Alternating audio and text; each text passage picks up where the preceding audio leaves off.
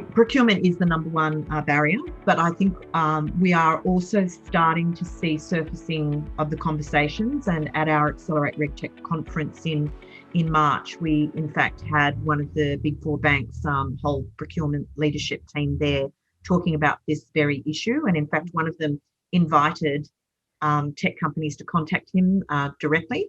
Procurement is still a massive barrier. We are starting to see some dual track processes coming along. So there's the hard one for the big players, and then there's an easier model for smaller companies. And just as an aside, like I have been working with, as an example, and it's not to do with financial services, but it's showing that it can be done. The New South Wales government has revitalised the way that they do their ICT procurement. 30% of what they procure will come from small to medium-sized businesses. And so it can be done. You can break down the barriers, and New South Wales government is a great example of showing the way and how that can be done.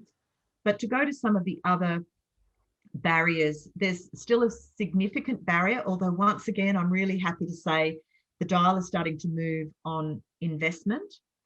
And, you know, that investment starts at the very top of the tree. So I'm not talking necessarily about venture capital investment, although I am talking about that. But the top of the tree investment comes from the government. The government create the requirement for RegTech. They make the policies and they make the laws that the regulators are there to administer, oversee and monitor. Mm-hmm. The regulated entities need then to adhere to those, and RegTechs are actually trying to reduce the friction in that whole thing. Yes, that's right. When we talk about barriers, one of the first things that we need to address is awareness and education at government, that they actually understand, RegTech.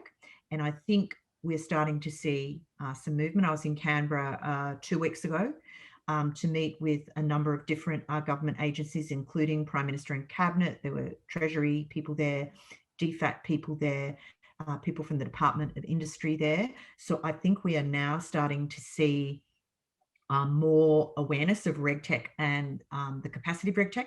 So we've kind of got to start that investment discussion right at the very top. Are government influencing sectors to adopt RegTech?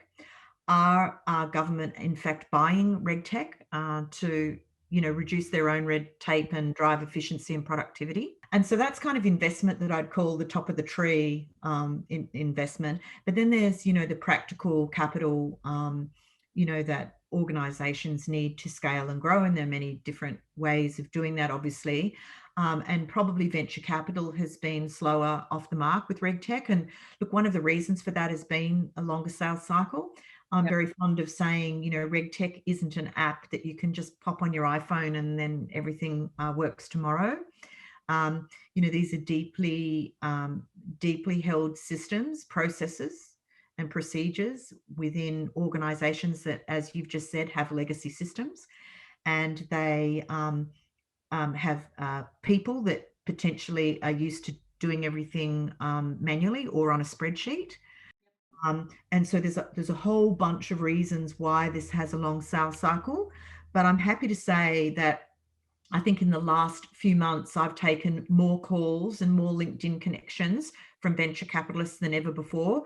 And in fact, in a couple of weeks' time, we're running our very first venture capital session where I've asked the venture capitalists to come and say, why would you choose us? So we are starting to see a shift from investment, but that has, because if you look at our report that we published last year with BCG, we may be third largest hub in the world, but we're certainly way down the food chain when it comes to attracting capital. And I do think government plays an important role there. And I have been lobbying, so far unsuccessfully, for the whole idea behind a patient capital fund, similar to what they have in the UK. That would be a form of patient capital for RegTech founders to be able to tap into, that understands that this isn't an app that you can just switch on tomorrow, that it will take a bit longer. But some of the things that the association is doing right now is trying to get to that point of reducing the sales cycle by getting people to the pointy end conversations faster. So that's actually playing its little role overall in trying to reduce that, making it more attractive for investors.